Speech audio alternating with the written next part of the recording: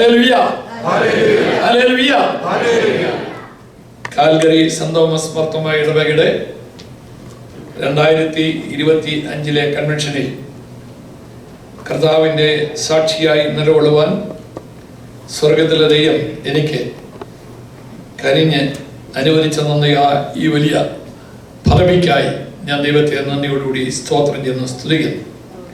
ഇത്ര മനോഹരമായ ഒരു വേദി ഒരുക്കി ഈ വർഷത്തെ കൺവെൻഷനിൽ എന്നെ കൂടി ഭാഗവാക്കാക്കിയ എനിക്ക് ഏറ്റവും സ്നേഹവും ബഹുമാനമുള്ള ആദരണീയനായ ഇടവക വികാരി സുരേഷ് വർഗീസ് അച്ഛനോട്, ഇടവയുടെ ചുമതലക്കാരോട്, നല്ല മനോഹരമായ ഗാനങ്ങൾ ആലപിച്ചതായ കൊയറിനോട്, കടന്നു വന്ന വിശ്വാസ സമൂഹത്തോടും നിങ്ങളോട് എല്ലാവരോടും എനിക്കുള്ള നന്ദി, സന്തോഷം, കടപ്പാട് ഞാൻ ഈ സമയത്ത് ഓർപ്പിക്കും. ഞാൻ നേരത്തെ ഓർപ്പിച്ചതുപോലെ പ്രിയപ്പെട്ട അച്ഛനുമായി കുടുംബവുമായി വളരെ ദീർഘവർഷത്തെ ആത്മീയ സുഹൃത്ബന്ധമുണ്ട്. അച്ഛൻ്റെ പിതാവ് എൻ്റെ ഒരു വലിയ ആത്മ സുഹൃത്തായിരുന്നു. അച്ഛൻ്റെ വീട്ടിൽ പോയി ഞാൻ താമസിച്ചിട്ടുണ്ട്. ആ കുടുംബത്തിൻ്റെ ആതിഥ്യം സ്വീകരിക്കുവാൻ എനിക്ക് ഭാഗ്യം ലഭിച്ചിട്ടുണ്ട്. അച്ഛനെയും കൊച്ചമ്മയോർത്ത് ദൈവത്തെ സ്തുതിക്കുന്നു. ഈ പ്രദേശത്തുള്ള അവിടെ ഇടവയുടെ ശുശ്രൂഷ നമ്മുടെ ആത്മീയമായിരിക്കുന്ന ഒരു പുതുക്കത്തിൽ ഉണർവിന് മുഖാന്തരമായി തീരട്ടെ എന്ന് ഞാൻ ആത്മാർത്ഥമായി പ്രാർത്ഥിക്കുന്നു. 2001 ജാനുവരി മാസം മലയാള മനോരമ സൺഡേ സപ്ലിമെന്റിൽ ഒരു പരമ്പര വന്നു. നിങ്ങൾ ചിലരെങ്കിലും അത് വായിച്ചു കാണും എന്നുള്ളതാണ് എൻ്റെ ചിന്ത. അതിൻ്റെ ഹെഡിങ് മരണാനന്തര ജീവിതമെന്ന്. മരണാനന്തര ജീവിതം 4 ആഴ്ച ആ പരമ്പര തുടർമാനമായി മനോരമക്കാർ ഇറക്കി. അത് എഴുതിയത് justice VR Krishna Iyer, doctor KM Muralikrishnan, Nithya Chaitanya Yati, Mar Paulose, Knanaya സഭയിലെ മാർ പൗലോസ് തിരുമേനി, അങ്ങനെ ഒരു ആൾക്കാർ, വലിയ ചിന്തകന്മാർ, ബുദ്ധിജീവികളാണ് എഴുതി. അത് എഴുതി അവസാനിപ്പിച്ചപ്പോൾ മലയാള മനോരമ സപ്ലിമെന്റ് 2 വാചകത്തിൽ ആ ലേഖനത്തിന് ഒരു കൺക്ലൂഷൻ കൊടുത്തു. കിട്ടിയിടത്തോളം വിവരം അനുസരിച്ച് നോക്കിയാൽ മരണം കൊണ്ട് മനുഷ്യ ജീവിതം അവസാനിക്കുന്നില്ല, മരണത്തിനപ്പുറത്തൊരു ജീവിതമുണ്ട്. ഇത് നമ്മുടെ ഹൃദയത്തെ വളരെ ശക്തമായി ഭരിക്കണം. മരണം കൊണ്ട് മനുഷ്യ ജീവിതം അവസാനിക്കുന്നില്ല. ഞാനും എൻ്റെ അപ്പനും ഒരിക്കൽ പ്രസംഗിച്ചു, death is A death end of the life. മരണം എന്ന് പറഞ്ഞാൽ മനുഷ്യ ജീവിതത്തിന്റെ ഒരു ഫുൾ സ്റ്റോപ്പാണ്. എന്നാൽ വിശുദ്ധ ബൈബിൾ പഠിച്ചപ്പോൾ, യേശു ക്രിസ്തുവിനെ കർത്താവും രക്ഷിതാവുമായി സ്വീകരിച്ചപ്പോൾ അത് തെറ്റാണെന്ന് വളരെ വ്യക്തമായി പഠിച്ചു. വേദവസ്തു മരണത്തെ പറ്റി ആധികാരികമായി പ്രതിപാദിക്കപ്പെട്ട അനുഗ്രഹീതമായ ഒരു പുസ്തകമാണ് വിശുദ്ധ ബൈബിൾ. പൗലോസ് അപ്പോസ്തലൻ മരണത്തിന് കൊടുത്തിരിക്കുന്ന നല്ലൊരു വാക്കുണ്ട്, my time of departure has come. മരണത്തിന് പൗലോസ് കൊടുത്ത പേര് തോന്നുന്നത് departure. Having decide to depart and be with Christ എന്ന് പറയുന്നത്, വിട്ടുപിരിഞ്ഞ് ക്രിസ്തുവിനോട് ചേരുവാൻ. മരണം എന്ന് പറഞ്ഞാൽ ഡിപ്പാർച്ചർ. നിങ്ങൾ എല്ലാവർക്കും അറിയാം ഡിപ്പാർച്ചറിന്റെ അർത്ഥം അല്ലേ? ഡിപ്പാർച്ചർ എന്ന് പറയുന്നത് യാത്രയുടെ അന്ത്യമല്ലാമോ? It is a door opening to our destination. ലക്ഷ്യസ്ഥാനത്തിലേക്കുള്ളതായ കവാടം തുറക്കലാണ് മരണം എന്നുള്ളത്. നിങ്ങൾ വിചാരിക്കാതെ ഇവൻ ആദ്യ രാത്രി തന്നെ ഞങ്ങളെ ഭയപ്പെടുത്താനായിട്ട് വന്നതാണ്. മരണം ഭയപ്പെടേണ്ട ഒരു കാര്യമല്ല. നമ്മളെല്ലാം മരിക്കാൻ ഒരുങ്ങണം. ഏത് സമയത്തും മരണം വരട്ടെ, അതിനെ സന്തോഷത്തോടുകൂടി സ്വീകരിക്കുവാനായിട്ട് ഇടയാൽ നമുക്ക് സാധിക്കണം. Man is a combination of 3 personalities. വിശുദ്ധ ബൈബിളിൽ 1 കൊരിന്ത്യർ 4-ാം അധ്യായത്തിൽ പറയുന്നത് മനുഷ്യൻ 3 വ്യക്തിത്വത്തിന്റെ സമന്വയ ഭാവമാണ്. ആ 3 പേഴ്സണാലിറ്റിക്ക് വ്യവസ്ഥ പഠിക്കുന്ന പേര് ഔട്ട്വേർഡ് മാൻ, പുറമെയുള്ള മനുഷ്യൻ. 2 ഇൻവേർഡ് മനുഷ്യൻ, അകമയുള്ള മനുഷ്യൻ. 3 ഹിഡൻ മാൻ, നിഗൂഢമായിരിക്കുന്ന മനുഷ്യൻ. അത് കുറച്ചുകൂടെ ലളിതമായ പൗലോസ് അപ്പോസ്തലൻ 1 തെസ്സലോനിക്കർ 5-ാം അധ്യായത്തിൽ 23-ാമത്തെ വാക്യത്തിൽ പറഞ്ഞു. ഈ 3 മനുഷ്യനും 3 പേര് കൊടുത്തു. ഒന്ന് ബോഡി, മറ്റൊന്ന് സോൾ, 3 സ്പിരിറ്റ്, ദേഹം, ദേഹി, ആത്മാവ്. ദേഹം എന്ന് പറഞ്ഞാൽ എന്തുവാ? ബോഡി. അതെനിക്കറിയാം. What is body? Body is the visible part of the man. മനുഷ്യന്റെ ദൃശ്യമായ ഭാഗമാണ് ശരീരം. നിങ്ങൾ എന്നെ ബാഹുബലിയാണെന്ന് പറയുമ്പോൾ നിങ്ങളുടെ മനസ്സിൽ പെട്ടെന്ന് വരുന്ന എൻ്റെ ഈ പൊണ്ണത്തടി, കുടവയറ്, എൻ്റെ നടത്ത, ഇതൊക്കെ ഞങ്ങളുടെ മനസ്സിൽ വരും. പക്ഷെ അതാണോ ഞാൻ? അത് പൂർണ്ണമായി അതല്ല ഞാൻ, എൻ്റെ ഒരു അംശം മാത്രമേ ഉള്ളൂ. അപ്പം ദേഹം എന്ന് പറഞ്ഞാൽ മനുഷ്യന്റെ ദൃശ്യമായ ഭാഗം. ദേഹി എന്ന് പറഞ്ഞാലോ, ദേഹി എന്ന് പറഞ്ഞാൽ മനുഷ്യന്റെ അദൃശ്യമായ ഒരു ഭാഗം. ദേഹിയുടെ സഹായത്താലാണ് എനിക്ക് നിങ്ങളെ സ്നേഹിക്കാൻ കഴിയുന്നത്. ദേഹിയുടെ സഹായത്താലാണ് ഈ പ്രകൃതിയുടെ മനോഹരത്തെ ആസ്വദിക്കാൻ കഴിയുന്നത്. ഭൗമലോകവുമായി മനുഷ്യനെ ബന്ധിപ്പിക്കുന്ന മനുഷ്യന്റെ ഒരു അദൃശ്യമായ ഘടകമാണ് ദേഹി. ആത്മാവ് എന്ന് പറഞ്ഞാലും ആത്മാവ് മനുഷ്യന്റെ ഒരു അദൃശ്യമായ ഘടകമാണ്. ആത്മാവിന്റെ സഹായത്താലാണ് ബാഹ്യമായ കണ്ണുകൾ കൊണ്ട് കാണുവാൻ കഴിയാത്ത അദൃശ്യനായ ദൈവവുമായിട്ട് എനിക്ക് ബന്ധപ്പെടാൻ കഴിയുന്നു. അപ്പോൾ മരണത്തോടുകൂടി എന്ത് സംഭവിക്കുമെന്ന് വേദോസ്തവം വളരെ വ്യക്തമായിട്ട് പറയുന്നുണ്ട്.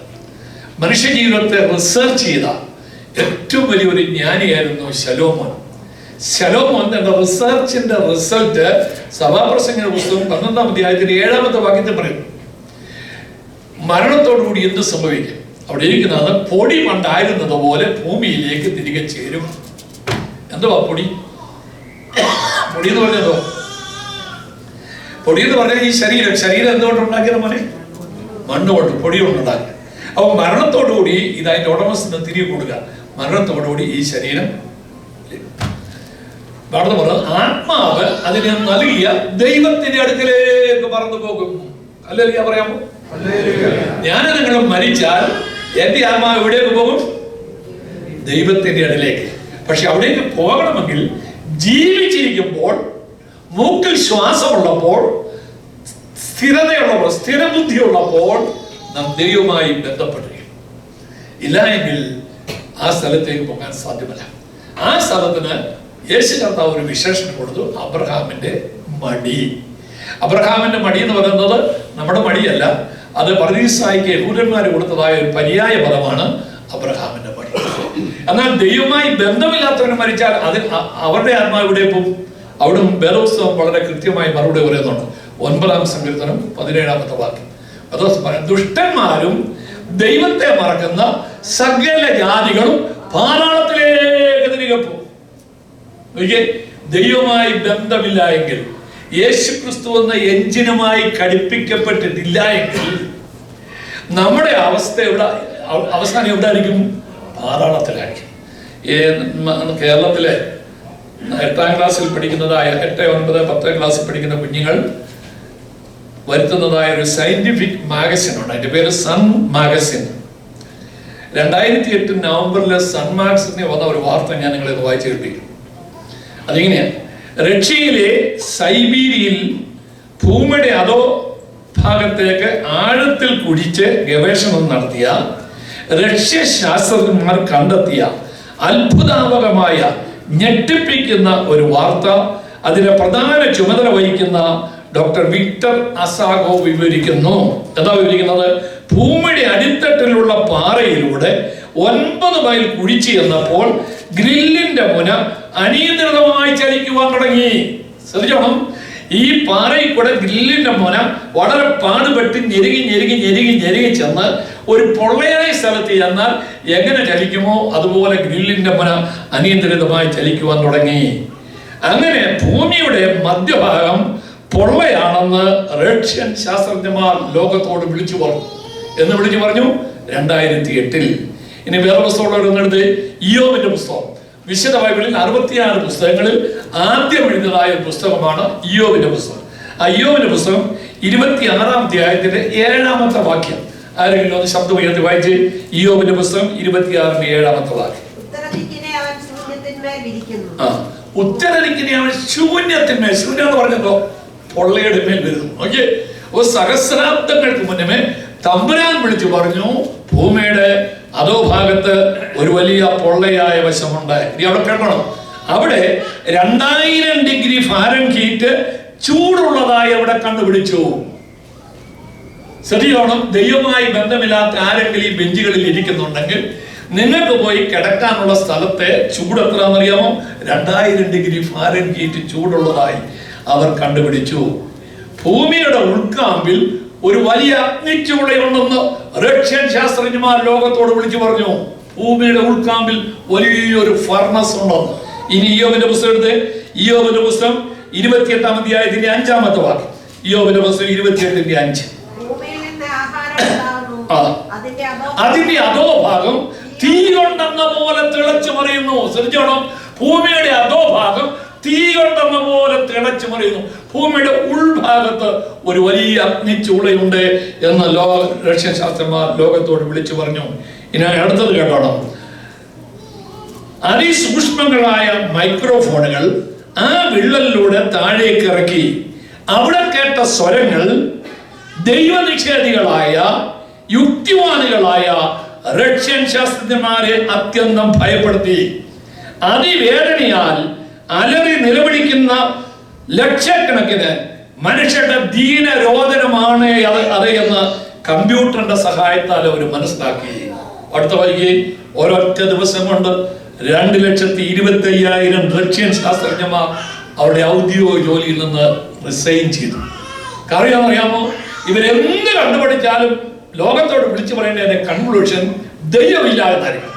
പക്ഷെ ഇവിടെ അത് പറയാൻ സാധിക്കാത്തതുകൊണ്ട് അവരവരുടെ ജോലിയിൽ നിന്ന് രാജിവെച്ചു. എന്നെ കേൾക്കുന്നതായ ദൈവമക്കളെ, മരിച്ചു കഴിഞ്ഞാൽ 2 ഡെസ്റ്റിനേഷൻ, ഒന്ന് പാതാളം, മറ്റേത് പർദീസം. ഞാനൊരു ഹോംവർക്ക് തരിക. നിങ്ങൾ വീട്ടിൽ ചെന്ന് വീട്ടിലുള്ള ജീവിത പങ്കാളി ഉണ്ടെങ്കിൽ ജീവിത പങ്കാളിയോട്, കുഞ്ഞുങ്ങളോട്, കുഞ്ഞുങ്ങൾ മാതാപിതാക്കളോട് ചോദിക്കണം, ഇന്ന് ഞാൻ മരിച്ചാൽ, ഇന്ന് നീ മരിച്ചാൽ നിന്റെ നിത്യത പർദീസയിൽ ചെല്ലുമോ അതോ പാതാളത്തിൽ ചെല്ലുമോ? ഇതിനൊരു ഉറപ്പില്ലാതെ വളരെ ശക്തമായി ഞാൻ വിളിച്ചു പറയുന്ന രാത്രി നിങ്ങൾ ആരും ഉറങ്ങരുത്. കാര്യം നാളത്തെ പ്രഭാതം നമുക്കുള്ളതല്ല. അതുകൊണ്ട് ഇതിനെപ്പറ്റി വളരെ വ്യക്തമായ ഒരു ധാരണ നിങ്ങളുടെ വീടുകളിൽ ചർച്ച നടക്കണം. അതിനെപ്പറ്റി ഒരു ഉറപ്പ് വരുത്തി നിങ്ങൾ മുട്ടുമേന്നോട് ദൈവത്തോട് നിലവിളിക്കണം. കർത്താവ്, എനിക്ക് ആരോഗ്യമുള്ളപ്പോൾ, സുബോധമുള്ളപ്പോൾ, എന്റെ ബുദ്ധിക്ക് സ്ഥിരതയുള്ളപ്പോൾ അതിനുവേണ്ടി ഒരുങ്ങുവാൻ നീ തന്ന ആലോചനയ്ക്കായി സ്തോത്രം. പാശ്ചാത്യ നാട്ടിൽ നിന്ന് തന്റെ സർവസ്വം വിറ്റ് മലങ്കരയുടെ മണ്ണിൽ വന്ന് ഒരു മലയാളി പെണ്ണിനെ കല്യാണം കഴിച്ച് മലയാള ഭാഷ പഠിച്ച് മലയാളത്തിൽ അനേകം പാട്ടുകൾ എഴുതിയ ഒരു സായിപ്പുണ്ട്. അദ്ദേഹത്തിന്റെ ജീവിതത്തിൽ നിങ്ങൾ വായിച്ച് കാണുമായിരിക്കും. വി നാഗൽ എന്നാണ് അദ്ദേഹത്തിന്റെ പേര്. പക്ഷെ നമ്മുടെ നാട്ടിൽ ദീർഘനാൾ നിൽപ്പാൻ കഴിയാതെ ഉദരത്തിൽ ബാധിച്ചതായ രോഗനിമിത്തം അദ്ദേഹം സ്വന്തം നാട്ടിൽ ജർമ്മനിയിലേക്ക് മടങ്ങിപ്പോയി. മരണക്കിടക്കയിൽ കിടക്കുമ്പോൾ മലയാളികളായ 5 ശിഷ്യന്മാർ, കുന്നംകുളം സ്വദേശികളായ 5 ശിഷ്യന്മാർ അദ്ദേഹത്തെ കാണുവാൻ കപ്പൽ കയറി കടൽ തേണ്ടി ജർമ്മനിയിലേക്ക് കയറി. 2 ആഴ്ച അവർ ഒന്നിച്ച് താമസിച്ചു. 2 ആഴ്ച കഴിഞ്ഞ് അവർ മടങ്ങി വരേണ്ടപ്പോൾ ഗുരുബോധന്റെ അടുത്ത് ചെന്ന് പറഞ്ഞു, ഗുരു, ഇനി ഈ ഭൂമി വെച്ച് നമുക്ക് കണ്ടുമുട്ടാമെന്നുള്ള പ്രത്യാശയില്ല, ഞങ്ങൾ മലയാളക്കരയിലേക്ക് മടങ്ങിപ്പോകുന്നു. മലയാളത്തിന്റെ മക്കളോട് അങ്ങേക്ക് അവസാനമായി എന്തെങ്കിലും സന്ദേശം അറിയിക്കാനുണ്ടോ എന്ന് ചോദിച്ചു. അദ്ദേഹത്തിന്റെ കണ്ണുകൾ വിടർന്നു, മുഖം ശോഭിതമായി. അപ്പോൾ എന്തോ പറയാനുള്ളതെന്ന് വിചാരിച്ചവരെല്ലാം ചെവി വട്ടം പിടിച്ചു.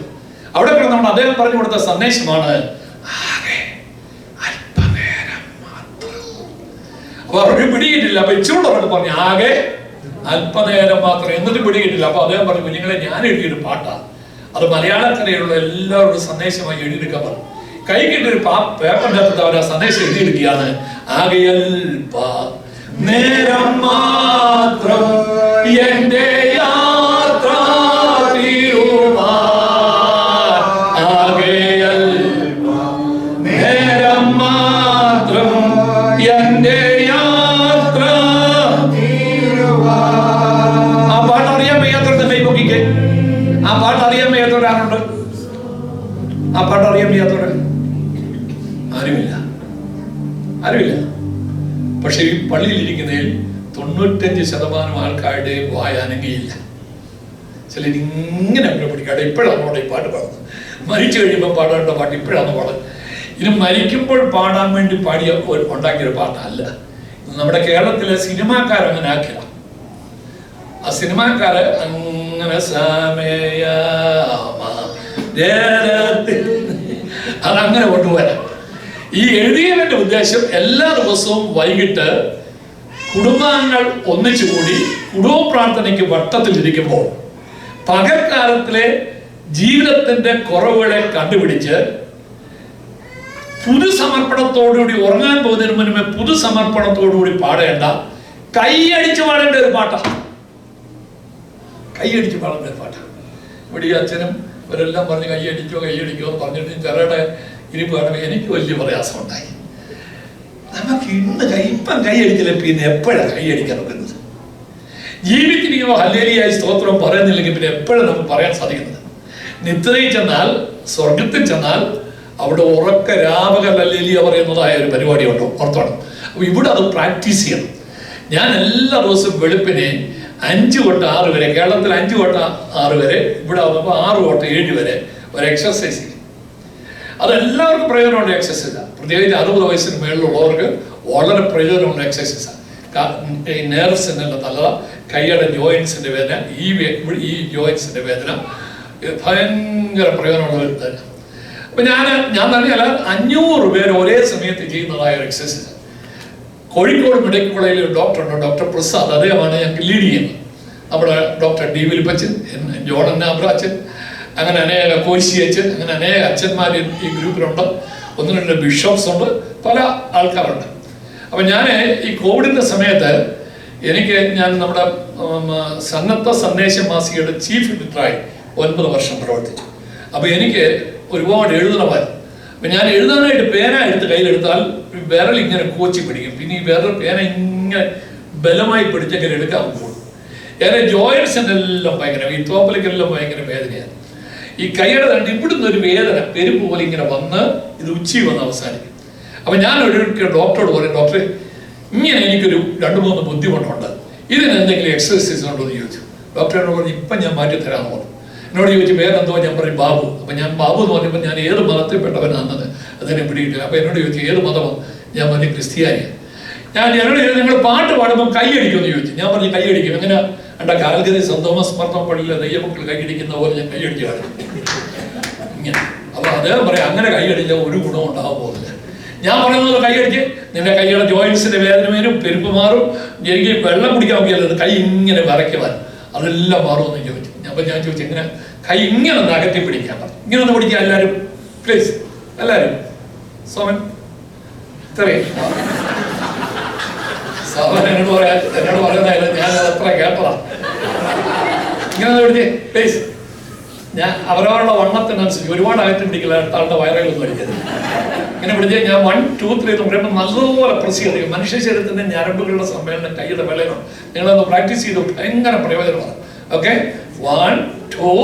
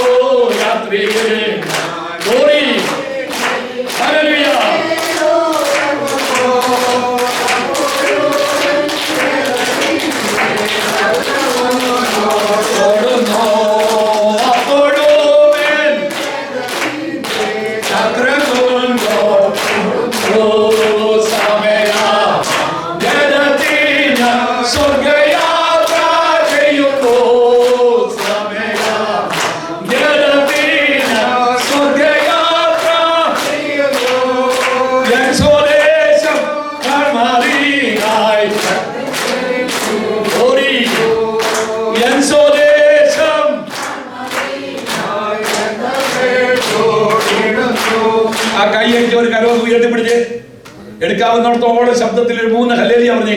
Hallelujah hallelujah hallelujah. സോമന്റെ മുഖത്ത് നോക്കി 15 വയസ്സ് കുറഞ്ഞു. ഒറ്റ കയ്യടി 15 വയസ്സ്.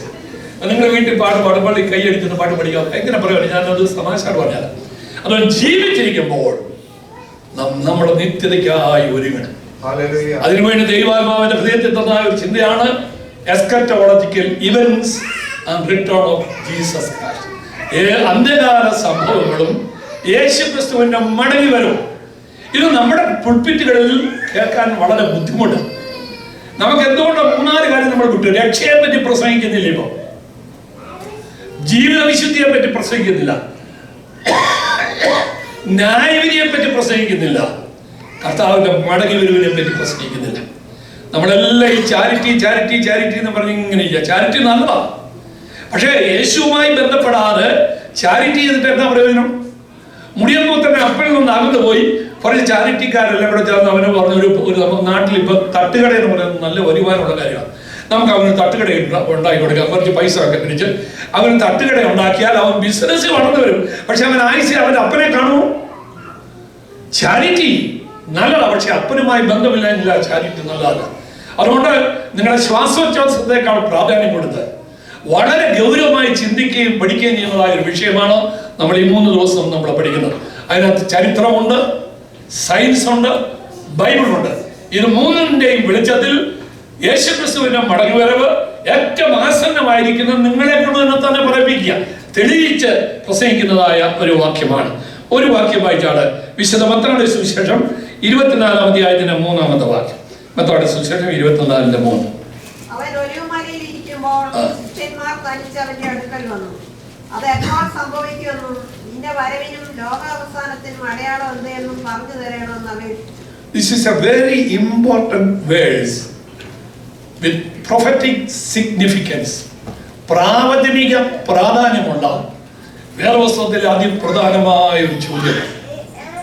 നമ്മൾ ഓർക്കണം, യേശുക്രിസ്തുവിന്റെ ശുശ്രൂഷയുടെ ഏറ്റവും അവസാനം ചെയ്ത പ്രസംഗം അത് ആണ് 23-ാം അധ്യായത്തിൽ ചേർത്തിരിക്കുന്നത്. നിങ്ങൾ വീട്ടിൽ ചെന്ന് വായിക്കണം. ശക്തമായി മതത്തിന്റെ നേതാക്കന്മാരെ, പരീശന്മാരെ ഒക്കെ നിശിതമായി വിമർശിച്ചുകൊണ്ടുള്ളതായ പ്രസംഗമാണ്. ഭയങ്കര മുന്നറിയിപ്പ് കൊടുത്തു. എന്നിട്ട് അവസാനം അത് കൺക്ലൂഡ് ചെയ്യുന്നവയ്ക്ക് അതിന്റെ 37 മുതൽ 24-37 മുതലുള്ള വാക്യം.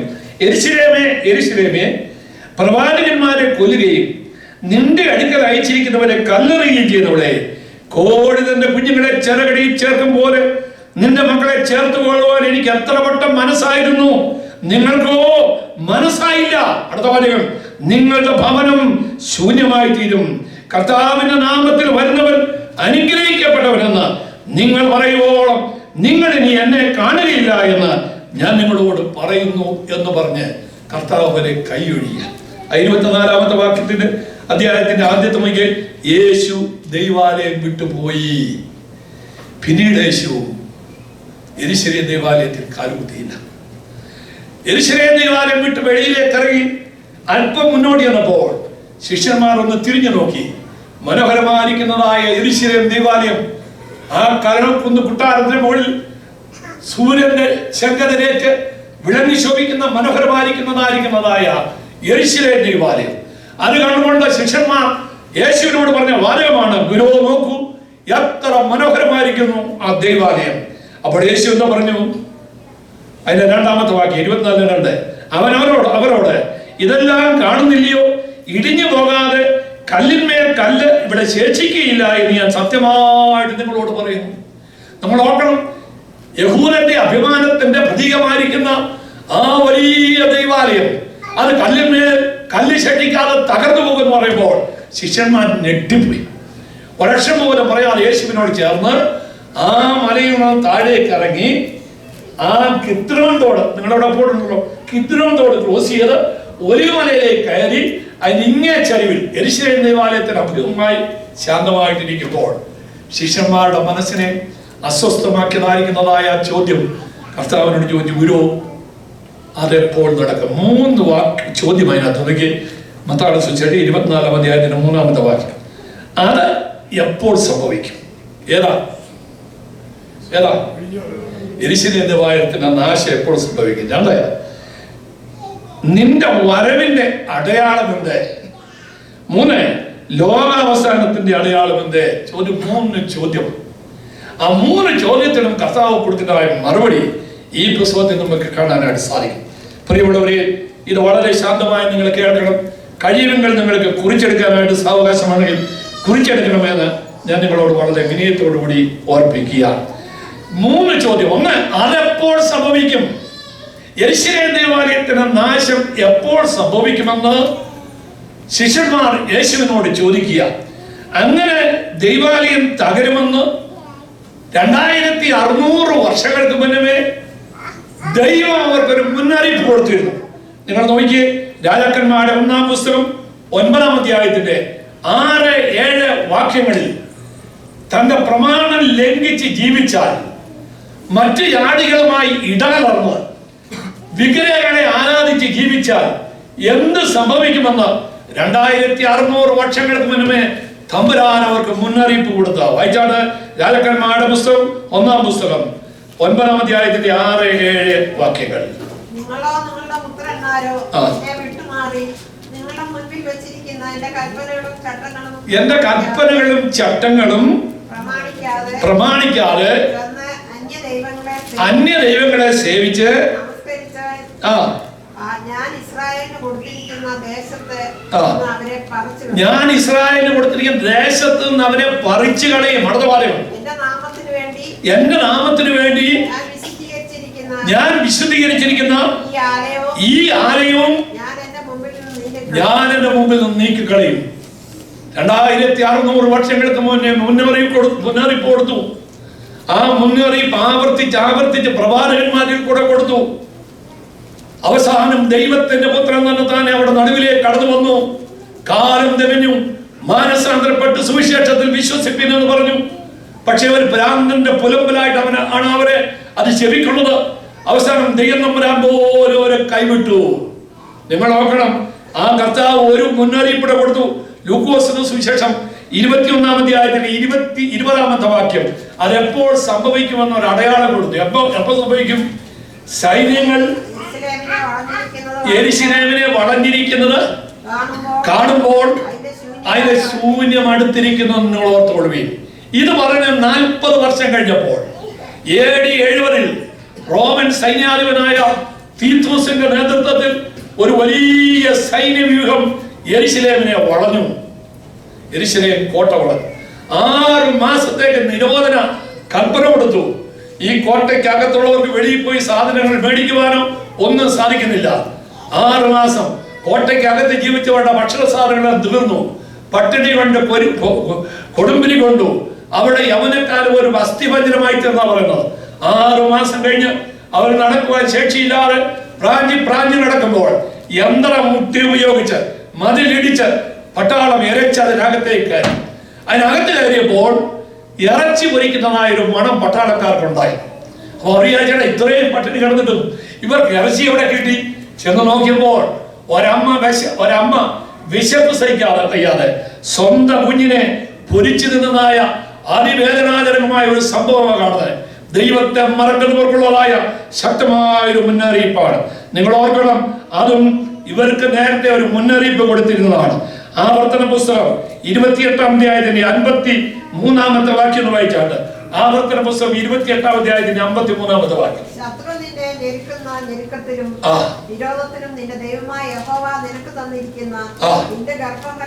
നിന്റെ ഗർഭഫലമായ പുത്രന്മാരുടെയും പുത്രിമാരുടെയും മാംസം നീ തിന്നും. നോക്കിയ മുന്നറിയിപ്പ് കൊടുത്തതാ.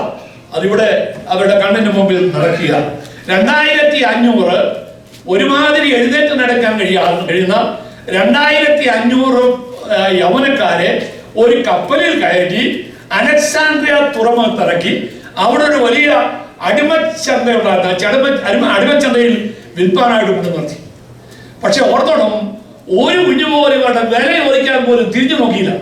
2500 സുന്ദരന്മാരും സുന്ദരികളുമായിരിക്കുന്ന യുവതിയുവാക്കന്മാരെ അടിമകളായിക്കൊണ്ട് വിൽക്കാൻ കൊണ്ട് നിർത്തിയിട്ട് ആരും അവരുടെ വില പോലും ചോദിക്കാനായിട്ട് തിരിഞ്ഞു നോക്കിയില്ല. അതും തമ്പുരാൻ ഒരു മുന്നറിയിപ്പ് കൊടുത്തു. നോക്കിയേ, ആവർത്തന പുസ്തകം 28-ാം അധ്യായത്തിന്റെ 68-ാമത്തെ വാക്യം. നാം നമ്മുടെ കയ്യിൽ കൊണ്ട് നടക്കുന്ന വിശുദ്ധ ബൈബിൾ എത്ര സത്യമാണെന്നുള്ളത് നാം ഇത് വായിക്കുമ്പോൾ നമുക്ക് മനസ്സിലാക്കാൻ സാധിക്കും. ആവർത്തനം 28-ന്റെ 68.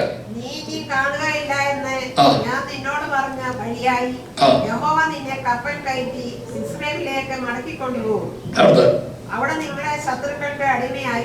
നിങ്ങളെ ശത്രുക്കൾക്ക് അടിമയായും അടിയാറ്റുകളായും വിൽപ്പാൻ നിർത്തും. അടുത്ത പറയും, എന്നാൽ നിങ്ങളെ വാങ്ങുവാൻ ആരും ഉണ്ടാകുകയില്ല. ഈ വേദപുസ്തകത്തിലെ ഒരു വള്ളിയോ പുള്ളിയോ തെറ്റാതെ നമ്മുടെ കണ്ണിന് മുമ്പിൽ നിറവേറുന്നതായ കാഴ്ച കണ്ട് നാം ദൈവത്തെ ഉറക്ക സ്തോത്രം ചെയ്യണം. ഹല്ലേലൂയ. പ്രിയപ്പെട്ടവരെ, ഈ വേദപുസ്തകം എത്ര സത്യമാണെന്ന് ഓർക്കണം. അതെപ്പോൾ സംഭവിക്കും എന്നുള്ളത് സംഭവിച്ച ഒരു ചരിത്ര സംഭവമായതാണ്. രണ്ടാമത്തെ ചോദ്യം എന്തുവാ? നിന്റെ വരവിന്റെ അടയാളം എന്ത്? അതാണ് നമ്മുടെ പ്രധാന വിഷയം. നിന്റെ വരവിന്റെ അടയാളം യേശു ക്രിസ്തുവിന്റെ മടങ്ങി വരവ്. The evergreen hope of the church എന്ന് പറയുന്നത് യേശു ക്രിസ്തുവിന്റെ മടങ്ങി വരവ് സഭയെപ്പോഴും ആവേശം കൊള്ളിക്കുന്നതായിരിക്കുന്നതായ ഒരു വലിയ സന്ദേശമാണ്. നമ്മൾ യേശു ക്രിസ്തുവിന്റെ ഒന്നാം വരവ് എന്ന് പറഞ്ഞാൽ കന്യകാജനനത്തെ പറ്റി. അത് സംഭവിക്കുന്നതിന് 750 വർഷങ്ങൾക്ക് മുന്നമേ ഒരു മാലാഖ മുൻകൂട്ടി വിളിച്ചു പറഞ്ഞു, കന്യക ഗർഭിണിയായ ഒരു മകനെ പ്രസവിക്കുക, അവനെ ഇമ്മാനുവേൽ എന്ന് പറയണം. അത് പറഞ്ഞ് 750 വർഷം കഴിഞ്ഞപ്പോൾ ചരിത്രത്തിൽ ഇതുവരെ സംഭവിക്കാത്തതും ഇനി സംഭവിക്കാൻ കഴിയാത്തതുമായ ഒരു വലിയ സംഭവം നടന്നു. കന്യക ഗർഭിണിയായി ഒരു മകനെ പ്രസവിച്ചു, അവൻ ഇമ്മാനുവേൽ എന്ന് പേരിട്ടു. യേശു ക്രിസ്തു ഉയർത്തെഴുന്നേറ്റതായ യേശു ക്രിസ്തു ശിഷ്യന്മാരെ കൂട്ടിക്കൊണ്ട് ഒലിവമലയിലേക്ക് കടന്നു വരിക. ആ കടന്നു വരുമ്പോൾ അവർക്ക് ലാസ്റ്റ് മെസ്സേജ് കൊടുത്തു.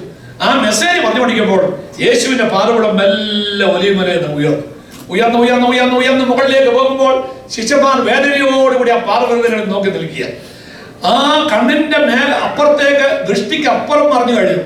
എന്നിട്ടും കണ്ണെടുക്കുവാൻ കഴിയാതെ ആകാശവാണിയിലേക്ക് കണ്ണു നട്ടിരിക്കുന്ന ആ ശിഷ്യന്മാരുടെ അടുക്കിലേക്ക് 2 മാലാഖമാർ താൻ ഇറങ്ങി വന്ന് വിളിച്ചു പറഞ്ഞു.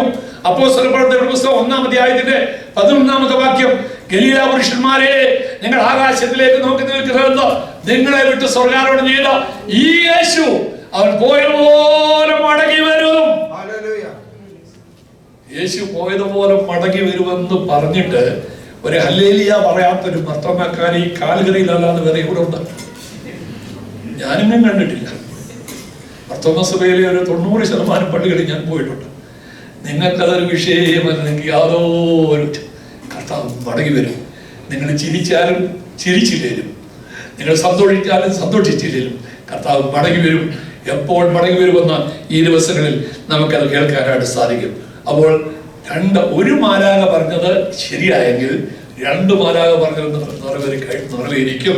ക്രൂശീകരണത്തിന്റെ തലേ രാത്രിയിൽ മനം കലങ്ങിയിരിക്കുന്ന ശിഷ്യന്മാരുടെ അടുക്കൽ അരുമനാണെന്ന് ഇങ്ങനെ പറഞ്ഞു, കുഞ്ഞുങ്ങളെ, നിങ്ങളുടെ ഹൃദയം കറങ്ങിപ്പോരുന്നു.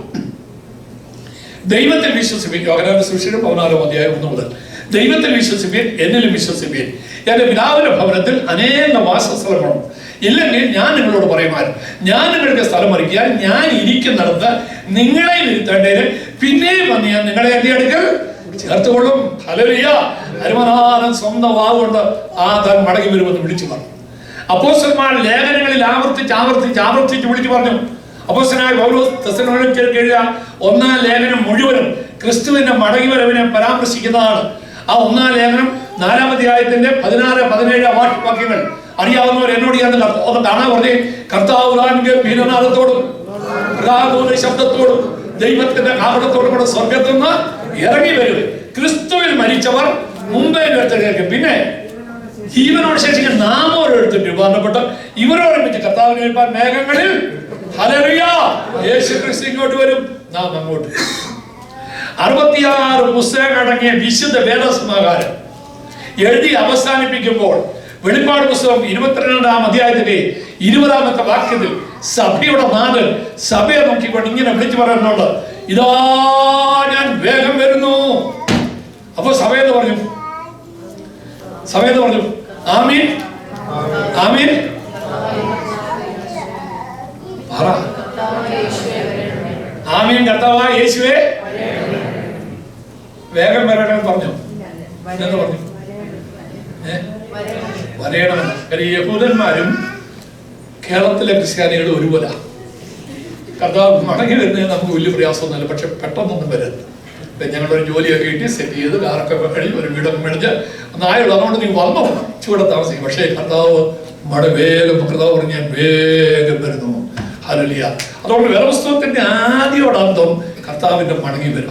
ഇനി നമ്മുടെ ആരാധനാക്രമം ഇത്രയും സുന്ദരമായ ഒരു ലിറ്റററി വേറെ ഏത് സഭയ്ക്കുള്ളത്? മാർത്തോമാ സഭയുടെ ലിറ്റർജി പോലെ സുന്ദരമായ ഒരു ലിറ്റർജി വേറെ ഏതുണ്ട്? വിശുദ്ധ ബൈബിളിന്റെ അന്തസത്തയാണ് നമ്മുടെ ആരാധന. അതിനകത്ത് ആവർത്തിച്ച് യേശു ക്രിസ്തുവിന്റെ ജനനം, മരണം, പുനരുദ്ധാനം, മടങ്ങിവരവിനെ ആയവിറക്കി അങ്ങനെ ആരാധനയുടെ ക്ലൈമാക്സിലേക്ക് നമ്മൾ പോകുകയാണ്. ബഹുമാനപ്പെട്ട വട്ടക്കാരൻ അപ്പവീനുകളെ വാഴ്ത്തി നുറുക്കി പ്രാർത്ഥിച്ചു കഴിയുമ്പോൾ ഞാൻ നിങ്ങൾ ആവേശത്തോട് പറയുന്ന കാര്യമുണ്ട്. എന്തോ? നിന്റെ മരണത്തെ ഞങ്ങൾ പറയുന്നു. ഉറക്കെ, നിന്റെ മരണത്തെ ഞങ്ങൾ ഓർക്കുന്നു. പിന്നെ നിന്റെ ഉയർത്തെഴുന്നേൽപ്പിനെ ഞങ്ങൾ കൊണ്ടാടുന്നു. പിന്നെ നിന്റെ രണ്ടാമത്തെ വരവിനായി ഞങ്ങൾ ഹല്ലേലൂയ പറഞ്ഞേ. ഹല്ലേലൂയ. നമ്മുടെ വിശ്വാസ പ്രമാണം, അതിന്റെ പറയുന്നത് the nutshell of the Bible. അതിന്റെ 1700ാമത് വാർഷികം അടൂര് നമ്മുടെ സഫറൽ മെത്രാപ്പൊലീത്ത തിരുമേനി ഉദ്ഘാടനം ചെയ്തു. ആ വിശ്വാസ പ്രമാണം എത്ര സുന്ദരമായ വിശ്വാസ പ്രമാണം. അതിനകത്ത് പറയുന്നത് ജീവിച്ചിരിക്കുന്നവരെയും മരിച്ചവരെയും വിളിപ്പാൻ പറ നിന്റെ മഹാപ്രഭാവത്തോടുകൂടി വരുന്നു. ഹല്ലേലൂയ.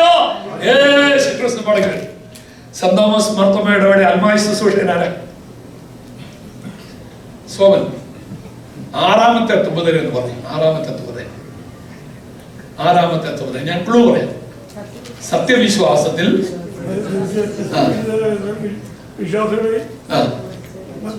അവസാന നാളിൽ ഉയർപ്പിക്കുമ്പോൾ ഞങ്ങളെയും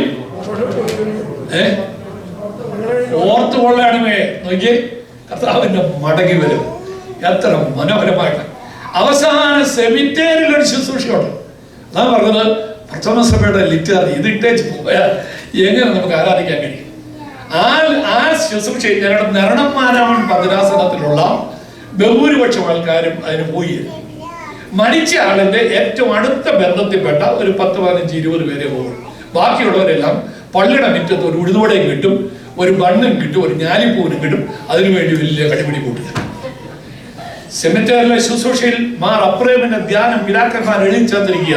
നീ മണ്ണാകുന്നു, മണ്ണിലേക്ക് തിരികെ ചേരുമെന്ന് ഞങ്ങളുടെ വർഗത്തോട് അണിചേരുവനായ ദൈവമേ, നീ മടങ്ങി വരുമ്പോൾ ഇവനും അല്ലെങ്കിൽ ഇവളും ഉയർത്തെഴുന്നേൽക്കുമെന്നുള്ള പ്രത്യാശയോടുകൂടി ഞങ്ങൾ ഇവരെ മണ്ണിലേക്ക് ഏൽപ്പിക്കുന്നു. ഹല്ലേലൂയ. എന്റെ കർത്താവ് മടങ്ങി വരാറായി. ഏറെ നാളായി കാണാൻ എന്റെ പ്രിയനേ,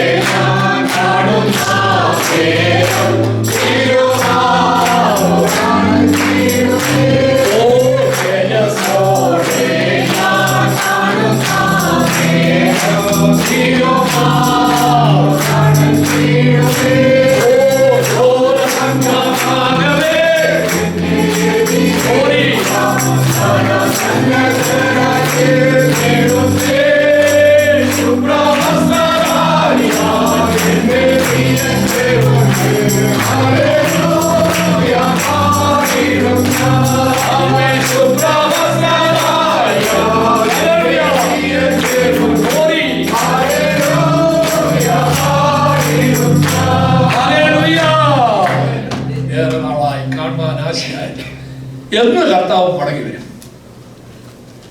യേശു ക്രിസ്തു എന്ന് മടങ്ങി വരും. വായിച്ചേ, വിശുദ്ധ മത്തായിയുടെ സുവിശേഷം 24-ാം അധ്യായത്തിന്റെ 36-ാമത്തെ വാക്യം. ആ നാളും നാഴികയെ സംബന്ധിച്ചോ എന്റെ പിതാവ് മാത്രമല്ലാതെ ആരും സ്വർഗ്ഗത്തിലെ ദൂതന്മാരും പുത്രനും കൂടെ അറിയുന്നില്ല. എന്ന് വരും.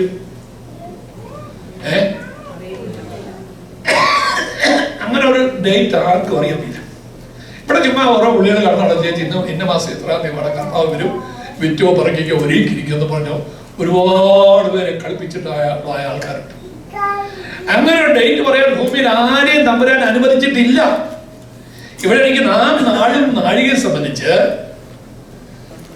പിതാവല്ലാതെ സ്വർഗത്തിലെ ദൂതന്മാരും പുത്രനും കൂടെ അറിയുന്നില്ല എന്നാ പറയുന്നത്. അപ്പൊ ഒരു കൃത്യമായ ഡേറ്റ് ഇന്ന മാസം എത്രാം തീയതി വരുമെന്ന് പറയാൻ ഭൂമിയിൽ ആർക്കും സാധ്യമല്ല. എന്നാൽ കർത്താവ് മടങ്ങി വരും. ആ മടങ്ങി വരവിനുള്ള വെളിച്ചത്തിൽ ആ മടങ്ങിവരവിന്റെ അടുത്ത കാലഘട്ടത്തിൽ നിറവേറപ്പെടുന്നതായ അനേക അടയാളങ്ങൾ പറഞ്ഞു. അടയാളം എന്തോ അടയാളം എന്ന് പറഞ്ഞാൽ എന്തുവാ? നമ്മളിങ്ങനെ കാർ ഓടിച്ചു പോകുമ്പോൾ, നമ്മുടെ നാട്ടിലെ ഇവിടുത്തെ കാർ ഓടിച്ചു പോകുമ്പോൾ ഒരു റെഡ് സിഗ്നൽ കത്തും അല്ലേ? ആ റെഡ് സിഗ്നൽ എന്തോ അടയാളം? സ്റ്റോപ്പ്. കുറച്ച് കഴിയുമ്പോൾ നാട്ടിൽ ഒരു യെല്ലോ ലൈറ്റ് കത്തും അല്ലേ? ആ യെല്ലോ ലൈറ്റ് എന്തോ അടയാളം? ഗോ അല്ല, ഇത്രയും നേരം വെയിറ്റ് ചെയ്യായിരുന്നു. പക്ഷെ yellow light, get ready, B prepare അല്ലേ? അപ്പോഴേ നമ്മൾ ഹാൻഡ് ബ്രേക്ക് ഒക്കെ റിലീസ് ചെയ്ത് ഫസ്റ്റ് ഗിയറിലേക്ക് ഇടും. 2 സെക്കൻഡ് കഴിയുമ്പോൾ എന്ത് വരും? Green light. ഗ്രീൻ ലൈറ്റ് എന്തുവാ? ഗ്രീൻ ലൈറ്റ് എന്തോ അടയാളം? ഗോ. ഇങ്ങോട്ട് നോക്കിയേ, യേശു കർത്താവിന്റെ യെല്ലോ ലൈറ്റ് കത്തിക്കിടക്കുക എന്ന് പറഞ്ഞാൽ ദൈവമക്കളെ നിങ്ങൾ ഒരുങ്ങുവീൻ. ഹാൻഡ് ബ്രേക്ക് ഒക്കെ റിലീസ് ചെയ്യണം. ഈ ഭൂമിയോടുള്ള, ഈ ലോകത്തിലുള്ളതായ പറ്റുമാനമൊക്കെ ഒന്ന് താഴോട്ട് റിലീസ് ചെയ്യണം. പ്രത്യാശയുടെ ഗിയർ ഷിഫ്റ്റ് ചെയ്യണം. വിശ്വാസത്തോടെ, വിശുദ്ധിയോടെ, വിശ്വസ്തയോടുകൂടി ഷിഫ്റ്റ് ചെയ്യാനുള്ളതായ അടയാളം വിശുദ്ധ ബൈബിളിൽ പഴയ പുതിയ നിയമങ്ങളിൽ 168 അടയാള വാക്യങ്ങളുണ്ട്. എത്ര? ഈ 168 അടയാള വാക്യങ്ങളിൽ 168 നിറവേറി കഴിഞ്ഞു. എന്നിട്ടും സ്വതന്ത്രം പറഞ്ഞില്ല. എന്റെ കർത്താവ് മടങ്ങി വരുമെന്നുള്ളതിന്റെ അടയാളങ്ങളിൽ 168 അടയാളങ്ങളിൽ 168 നിറവേറി കഴിഞ്ഞു. 168 അടയാളങ്ങളിൽ 90% അടയാളങ്ങൾ നിറവേറിയത് 1990 ശേഷം ഇന്ന് ജീവിച്ചിരിക്കുന്ന എന്റെയും നിങ്ങളുടെയും കാലഘട്ടത്തിൽ ആ അടയാളങ്ങൾ നിറവേറിയെങ്കിൽ എന്റെ കർത്താവ് മടങ്ങി വരാറായി. യേശു ക്രിസ്തുവിന്റെ മടങ്ങി വരവ് വളരെ ആസന്നമായി. ഈ അടയാളങ്ങളെ 4ആയിട്ട് നമുക്ക് തിരിക്കും. പഠന സൂര്യ. ഒന്ന് പൊളിറ്റിക്കൽ സയൻസ് എന്ന് പറഞ്ഞേ. 2 സയന്റിഫിക് സയൻസ് പറഞ്ഞേ. 3 നാച്ചുറൽ സയൻസ് പറഞ്ഞേ. 4 religious science. 1 political science, 2 scientific science, 3 natural science, 4 religious മതപരമായ അടയാളം. കർത്താവിന്റെ മടങ്ങി വരവിനോട് അടുത്ത കാലഘട്ടത്തിൽ ലോകത്തിൽ രാഷ്ട്രീയപരമായ ഭയങ്കര മാറ്റമുണ്ടാകുന്ന 2700 വർഷങ്ങൾക്ക് മുൻപേ ദൈവവചനത്തിൽ നമുക്ക് മുന്നറിയിപ്പ് തന്നിരിക്കുക. ഒരു വാക്യമായിട്ട് എസെക്കിയേൽ പ്രവാചക പുസ്തകം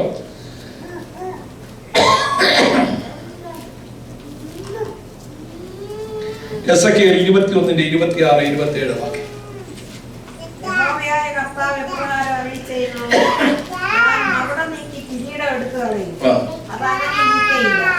ഞാൻ കാണതിനെ ഉയർത്തുകയും ഉയർത്തതിനെ താഴ്ത്തുകയും ചെയ്യും. ഞാൻ അതിനെ ഉന്മൂലനാശം വരുത്തും. അതിൽ അവകാശമുള്ളവൻ വരുവോളം അതില്ലാതിരിക്കും. വല്ല മനസ്സിലായ വാക്യം? അവന് ഞാൻ അത് കൊടുക്കും. കർത്താവിന്റെ മടങ്ങി വരവിൽ അതിനടുത്ത കാലഘട്ടത്തിൽ നിറവേറപ്പെടുന്നതായ അടയാളങ്ങൾ എന്തൊഴിക്കുന്നത്? ഒന്നുകൂടെ വായിച്ചേ. ആരായത് പറഞ്ഞത്?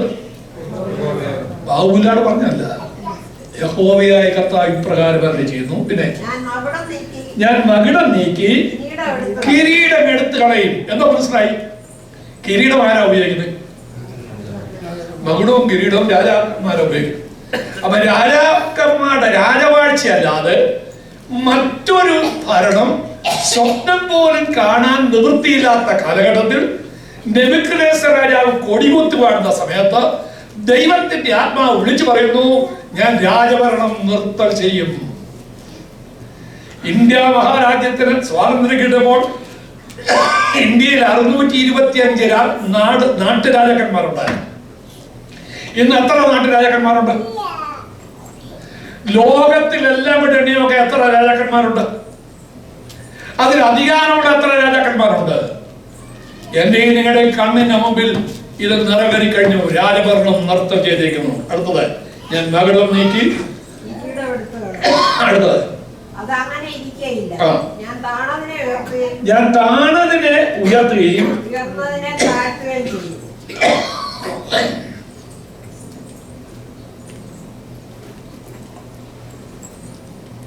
ഞാൻ താണതിനെ ഉയർത്തുകയും ഉയർന്നതിനെ താഴ്ത്തുകയും ചെയ്യും എന്ന് പറഞ്ഞാൽ എന്തുവാ? കേരളത്തിൽ ഒരു കാലത്ത് അടിയാന്മാരെന്ന് പറയുന്ന ഒരു കൂട്ടം ആൾക്കാരുണ്ട്. ഇവിടുത്തെ മേലാളന്മാർ അവരെ പെരക്കകത്തില്ല, മുറ്റത്ത് പോലും കയറ്റിയില്ല. പകലന്തിയോളം പണിയുന്നതായ പാവപ്പെട്ട കഴുതകളെ പോലെ ജോലി ചെയ്യുന്ന ഒരു കൂട്ടം ആൾക്കാർ. അവർക്ക് വീടിന്റെ പടിക്കൽ കുഴി കുഴിച്ച് അതിനകത്ത് വാഴയുടെ ഇലയോ അല്ല വട്ടയുടെ ഇലയോ വെച്ച് അതിനകത്ത് ആഹാരം കൊടുത്തിരുന്നവർ പടിപ്പുരയ്ക്ക് പോലും കയറ്റിയില്ല. അങ്ങനെയുള്ളതായിരിക്കുന്നതായ ഒരു ചെറ്റക്കൊട്ടിലെ ഒരു കൊച്ചു ചെറുപ്പക്കാരൻ, അവന്റെ ഒരു ബാബു, അവന്റെ കൂടെ പയ്യനുണ്ടായിരുന്നു. ഇവർ രണ്ടുപേരും വലിയ കൂടുള്ളവൻ അവൻ രാജൻ എന്നവന്റെ പേര്. അവന് വലിയ കുടുംബത്തിലെ വലിയ മേലാളന്മാരുടെ കുടുംബത്തിലെ. പക്ഷെ ഇവർ രണ്ടുപേരും ഭയങ്കര കൂട്ടുകാരൻ. ഒരു ദിവസം ബാബു പറഞ്ഞു, എടാ എനിക്ക് നിന്റെ വീടൊന്ന് കാണണമെന്ന് എനിക്ക് ആഗ്രഹമുണ്ട്. അവിടെ പറയടാ എൻ്റെ അപ്പനും അമ്മയും സമ്മതിക്കില്ല, അതുകൊണ്ട് അപ്പനും അമ്മയും അവിടെ ഇല്ലാത്ത ഏതെങ്കിലും ദിവസം നമുക്ക് വീട്ടിൽ പോകാൻ പോകും. അങ്ങനെ ഒരു ദിവസം അപ്പനും അമ്മയും ഒരു കല്യാണത്തിന് പോയപ്പോൾ ഇവര് ക്ലാസ് കട്ട് ചെയ്ത് രാജനും ബാബും കൂടെ രാജന്റെ വീട് കാണാൻ പോയി. നമുക്ക് ഭയങ്കര കൊട്ടാരം. ആ കൊട്ടാരം എല്ലാം കണ്ട് അവസാനം മുറ്റത്ത് വന്നപ്പോൾ ഒരു പട്ടിക്കുണ്ട്, നല്ല സുന്ദരമായ പട്ടിക്കുണ്ട്. ആ പട്ടിയുടെ മുന്നിൽ കുറച്ച് എല്ലും കുറച്ച് ചോറുമാണ്. അപ്പോൾ അവൻ ചോദിച്ചാൽ ഈ പട്ടിയുടെ മുന്നിൽ കിടക്കുന്ന എല്ലും ചോറ് ചെയ്യുന്ന പറഞ്ഞാൽ അതാണ് ബിരിയാണി. അപ്പൊ ഇവനറിയാൻ ബിരിയാണി എന്താണ്. ഏതായാലും അതെല്ലാം കഴിഞ്ഞു. പിന്നീട് ഒരിക്കൽ ക്ലാസ് ടീച്ചർ ചോദിച്ചു, നിങ്ങൾക്ക് ഓരോരുത്തർക്കും ആരാകണമെന്ന് ആഗ്രഹം ചോദിച്ചു. അപ്പൊ ഓരോരുത്തർ ഓരോന്ന് പറഞ്ഞു. ബാബു പറഞ്ഞു, എനിക്ക് ഈ രാജന്റെ വീട്ടിലെ പട്ടിയാണെന്ന് ആഗ്രഹം. കാര്യം ഇത്രയും വിഭവസമൃദ്ധമായ ആഹാരം ഒക്കെ ഉള്ളത്. പക്ഷെ ഈ ചെറുപ്പക്കാരൻ ബാബു പഠിക്കാൻ മിടുക്കനായി പഠിച്ചു. യൂണിവേഴ്സിറ്റി ഡിഗ്രി കഴിഞ്ഞു. ഓക്സ്ഫോർഡ് യൂണിവേഴ്സിറ്റി ഡിഗ്രി എടുത്തു. തിരിച്ചു വന്ന് ഇന്ത്യയുടെ പ്രഥമ പുരുഷനായ KR നാരായണൻ എന്ന് പറയുന്ന ചെറുപ്പക്കാരായി. ഞാൻ താണേനെ ഉയർത്തുകയും താഴ്ത്തുകയും. ലോകത്തിന്റെ പോലീസുകാരെന്ന് പറയുന്ന വിശേഷിപ്പിക്കുന്നതായ അമേരിക്കയിൽ ഒരു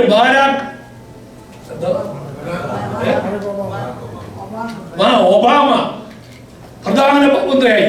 അമേരിക്കക്കാർ ഇവരെ കണ്ട കാർപ്പിച്ചിരുമാർ. വാഷിംഗ്ടൺ ബ്രിഡ്ജ് അത് ഉണ്ടാക്കുമ്പോൾ 2 ലക്ഷത്തോളം ഈ കറുത്ത വർഗ്ഗക്കാരുടെ രക്തം അവിടെ ചിന്തിയെന്നാ പറയുന്നത്. അങ്ങനെയുള്ളതായ ഒരു രാജ്യത്തെ പ്രഥമപുരുഷനായി ഒബാമയുയർത്തി. ഇനി നിങ്ങൾ ഉടനെ കേരളത്തിൽ എല്ലാ ഗവൺമെന്റ് സ്ഥാപനങ്ങളുടെയും അഗ്രത്തെത്തിരിക്കുന്നത് ഈ താഴ ജാതിയിൽ എന്ന് നമ്മൾ വിശേഷിപ്പിച്ചതായ ഒരു കൂട്ടം ആൾക്കാർ.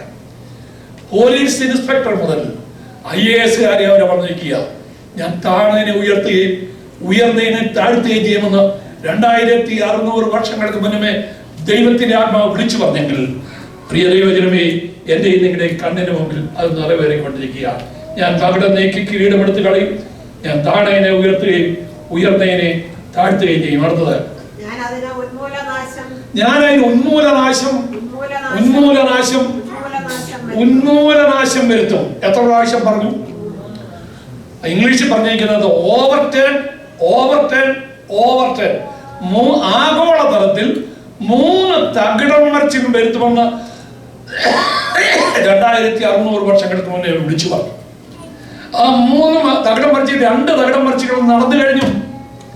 1914 മുതൽ 18 വരെ നടന്ന 1-ാം ലോക മഹായുദ്ധം 1-ാമത്തെ തകിടം മറിച്ചിലായിരുന്നു. അതിന് ഫലമായി 1800 ചിലവാനം വർഷം സ്വന്തം രാജ്യത്തെ കാലുകുത്തുവാനോ ജീവനുള്ള ദൈവത്തെ ആരാധിക്കുവാനായിട്ടോ നിവൃത്തിയില്ലാതെ 130 ചിലവാൻ ലോക രാഷ്ട്ര അറകളിൽ ഭയത്തോടുകൂടി കഴിഞ്ഞതായിരിക്കുന്നതായ യഹൂദന്മാർക്ക് സ്വന്തം നാട്ടിൽ വന്ന ദൈവത്തെ ആരാധിക്കുവാനുള്ള സ്വാതന്ത്ര്യം 1-ാം ലോകമഹായുദ്ധത്തോട് ലഭിച്ചു. 1-ാമത്തെ തകിടം മറിച്ച്. 2-ാമത്തെ തകിടം മറിച്ച് 1939 മുതൽ 45 വരെ നടന്നു. നിങ്ങൾക്കറിയാവുന്ന കാര്യമാണ്. അതിന് ഫലമായി 1948 മെയ് മാസം 14-ാം തീയതി 1800 വർഷം ഒരു രാഷ്ട്രമില്ലാതെ ചിന്നി ചിതറിക്കിടന്നതായിരിക്കുന്ന ഇസ്രായേലിന് ഒരു രാഷ്ട്രം രൂപീകരിക്കപ്പെട്ടു. 1948-14 നമ്മുടെ കാലഘട്ടത്തിൽ നടന്നു. 1910 മാരാമൺ മഹായോഗത്തിൽ വെച്ച് വോക്കർ സാഹിബ് വിശുദ്ധ മത്തായിയുടെ സുവിശേഷം 24-ാം അധ്യായം പ്രസംഗിച്ച് വ്യാഖ്യാനിച്ച് വന്ന കൂട്ടത്തിൽ അദ്ദേഹം വിശുദ്ധ ബൈബിൾ കൈ ഉയർത്തിപ്പിടിച്ചുകൊണ്ട് ഇങ്ങനെ വിളിച്ചു പറഞ്ഞു, എന്റെ കയ്യിലിരിക്കുന്നതാ ഈ ബൈബിൾ അത് സത്യമാണെങ്കിൽ ഇസ്രായേൽ ഒരു രാഷ്ട്രമായി രൂപീകൃതമാവും, അത് ലോകത്തിന് തലവേദനയായ ഭാരമുള്ള കല്ലായി തീരുമെന്ന് 1910 വോക്കർ സാഹിബ് നമ്മുടെ മാരാമൺ കൺവെൻഷൻ വിളിച്ചു പറഞ്ഞു. അന്ന് ഇവിടുത്തെ പേപ്പറുകാർ എഴുതിയെന്നറിയോ, the greatest foolishness in this century, ഈ നൂറ്റാണ്ടിലെ ഏറ്റവും വലിയ വിഡ്ഢിത്തം മാരാമൺ കൺവെൻഷൻ പറഞ്ഞത്. പക്ഷെ ഇത് പറഞ്ഞ് 38 വർഷം കഴിഞ്ഞപ്പോൾ ഇസ്രായേൽ ഒരു സ്വതന്ത്ര രാഷ്ട്രമായി നമ്മുടെ കണ്ണിന്റെ മുമ്പിൽ ഉയർത്തപ്പെട്ടെങ്കിൽ എന്റെ കർത്താവ് മടങ്ങി വരാതായി. ഹല്ലേലൂയ. അപ്പൊ എത്ര തകടം പറിച്ചു നടന്നു? ഒന്നാമത്തെ തകടം മറിച്ചിൽ ഇസ്രായേലിൽ യഹൂദന്മാരെ പ്രവേശിക്കും, അവിടെ സ്വാതന്ത്ര്യം. രണ്ടാമത്തെ തകടം മറിച്ചിന്റെ ഫലമായി ഇസ്രായേൽ ഒരു രാഷ്ട്രമായി രൂപീകരിക്കപ്പെട്ടു. ഇനി ഒരു ലോകമായുധം നടക്കണം. നമ്മളിങ്ങനെ ശ്രദ്ധിച്ചുകൊണ്ടിരിക്കുക. ഉക്രൈൻ റഷ്യ യുദ്ധം, അല്ലെ, ഇസ്രായേൽ ഹമാസ് യുദ്ധം, ഇതൊക്കെ 3-ാം ലോകമായുധമാണോ അർജുൻ ഇങ്ങനെ ചിന്തിക്കുക. പക്ഷെ 3-ാം ലോകമായുധം ഇപ്പോഴും നടക്കുകയില്ല. 3-ാം ലോകമഹായുദ്ധത്തിന് മുമ്പ് 2 കാര്യം വിശുദ്ധ ബൈബിളിന്റെ വെളിച്ചത്തിൽ നടന്നിരിക്കണം. ഒന്ന്, ഇസ്രായേലിന്റെ തലസ്ഥാനം യെരൂശലേമാകണം. യേശുക്രിസ്തുവിന്റെ മടങ്ങിവരവിന് മുമ്പ് ഇസ്രായേലിന്റെ തലസ്ഥാനം യെരൂശലേമായിരിക്കണം. ഒരുപാട് യുദ്ധങ്ങളെ അതിജീവിച്ചെങ്കിലും അവർക്ക് ഇതുവരെയും ആ യെരൂശലേം തലസ്ഥാനം വെക്കാനായിട്ട് സാധിച്ചില്ല. എന്നാൽ നിങ്ങളുടെ കണ്ണിന്റെ മുമ്പിൽ, എന്റെ കണ്ണിന്റെ മുമ്പിൽ 2017 ഡിസംബർ മാസം 6-ാം തീയതി അന്നത്തെ അമേരിക്കൻ പ്രസിഡന്റ് ആയിരുന്ന റൊണാൾഡ് ട്രംപ് ലോകത്തോട് വിളിച്ചു പറഞ്ഞു, ഇന്നു മുതൽ ഇസ്രായേലിന്റെ തലസ്ഥാനം ടെൽ അവീവ് ആയിരിക്കുകയല്ല, പകരം യെരൂശലേം ആയിരിക്കും. Praise the Lord. നിങ്ങൾ ഓർക്കണം, നമ്മുടെ കണ്ണിന്റെ മുമ്പിൽ നിറവേറിയതായ ഒരു കാര്യമാണ്. എത്രയോ പ്രാവശ്യം ഇത് തകർക്കാനാണ് ശ്രമിച്ചതെന്നറിയാമോ? യെരൂശലേം 1948 മെയ് മാസം 14-ാം തീയതിയാണ് ഒരു രാഷ്ട്രമായി രൂപീകരിക്കപ്പെട്ടത്. അത് കഴിഞ്ഞ് 6 മാസം തികയുന്നതിന് മുന്നേ 6 അറബി രാഷ്ട്രങ്ങൾ, ഇറാഖ് മുതൽ സിറിയ, ലബാനൻ തുടങ്ങിയതായ 6 അറബി രാഷ്ട്രങ്ങൾ അവർ ഒന്നിച്ച് 15 ലക്ഷം സൈന്യവുമായി ഈ യഹൂദന്മാരെ പിറകി കല്ലെറിയുന്ന പോലെ ആ മധ്യനെ കടന്ന് എറിയുവാനായിട്ട് അവർ മുന്നോട്ട് പോയി. നിങ്ങൾ ഓർക്കണം, ഒരു രാഷ്ട്രമായി രൂപീകരിച്ച് 6 മാസമായില്ല. യുദ്ധവിമാനങ്ങളില്ല, യുദ്ധക്കോപ്പുകളില്ല, യുദ്ധ നൈപുണ്യമില്ലാത്തതായ ഒരു കൊച്ചു രാഷ്ട്രത്തെ തകർക്കുവാൻ വേണ്ടി 15 ലക്ഷം ജനങ്ങൾ മുന്നോട്ട് യാത്ര. അവർ നഗവും മരുഭൂമി കൂടെ മുന്നോട്ട് യാത്ര ചെയ്യുമ്പോൾ ഈ ഒരു മരത്തെ കൂടി വെച്ചതായിരിക്കുന്ന കടലന്മാർ കടന്നിടങ്ങളി, ലക്ഷക്കണക്കിന് കടന്നിടങ്ങളി ഇളകി പട്ടാളക്കാരെ കുത്താൻ തുടങ്ങി. ഈ തോക്കിന് ഈ കടന്നലിന്റെ മുമ്പിൽ തോക്ക് വരെ പോകുകയല്ലോ. ഇവർ 1000 വിട്ട ജോഡിയെന്ന് പറയുന്നത്.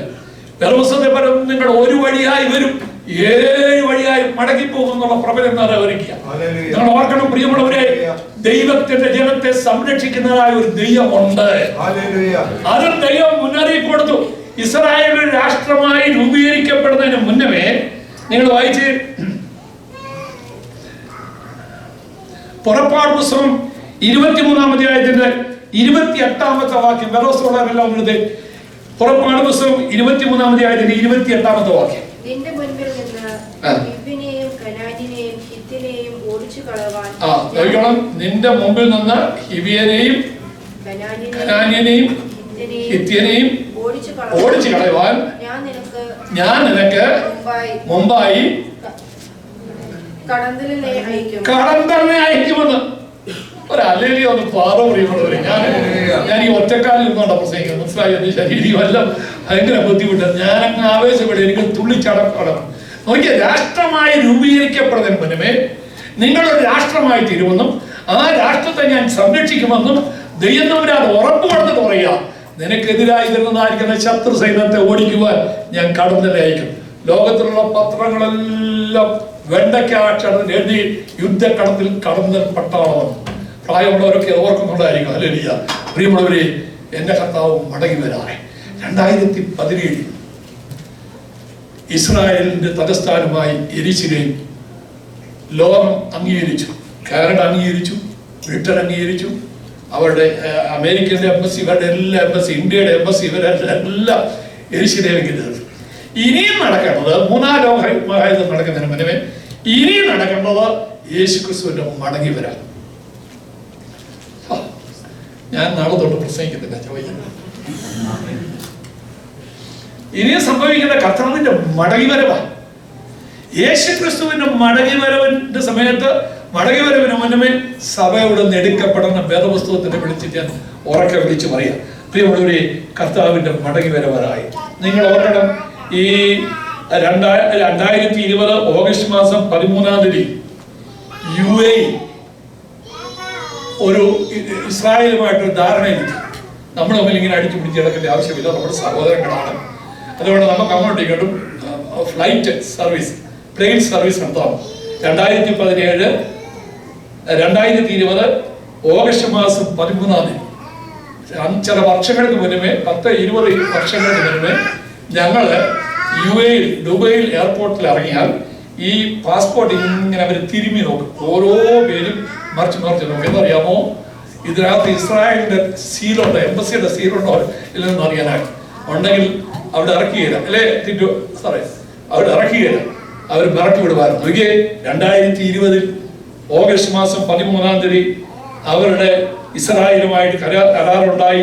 സെപ്റ്റംബർ മാസം 1-ാം തീയതി നിങ്ങൾ നോക്കണം, ബഹ്റിന്റെ ഫ്ലൈറ്റ് അങ്ങോട്ടും ഇങ്ങോട്ടും യാത്ര ചെയ്യും.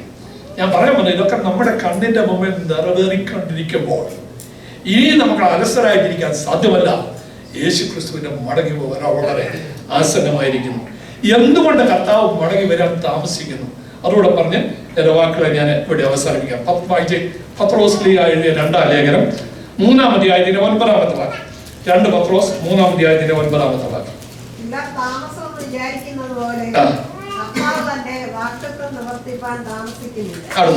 ആരും നശിച്ചു പോകാതെ എല്ലാവരും മാനസാന്തരപ്പെടുവാൻ അവൻ ഇച്ഛിച്ച നിങ്ങളോട് ദീർഘക്ഷമ കാണിക്കുന്നു. നിങ്ങൾ ഓർക്കണം, എന്തുകൊണ്ട് കർത്താവ് മടങ്ങി വരാൻ താമസിക്കുന്നു? ചിലർ പറയുന്നുണ്ട് 2000 വർഷമായി നിങ്ങൾ പറയുന്നത് കർത്താവ് മടങ്ങി വരും. ഇത് മനുഷ്യനെ കളിപ്പിക്കുന്ന പരിപാടിയല്ലേ? പക്ഷെ എന്തുകൊണ്ടാണ് മടങ്ങി വരാൻ താമസിക്കുന്നത്? 2025 ആ കൺവെൻഷൻ നടക്കട്ടെ, അന്ത്യകാല സംഭവം കർത്താവിന്റെ മടങ്ങി വരും കൊണ്ട് കേൾക്കട്ടെ. ചിലരെങ്കിലും മാനസാന്തരപ്പെട്ടല്ലോ. കർത്താവിന്റെ ഹൃദയത്തിന്റെ തേങ്ങൽ, അതിന് ദീർഘക്ഷമ കാണിക്കുക.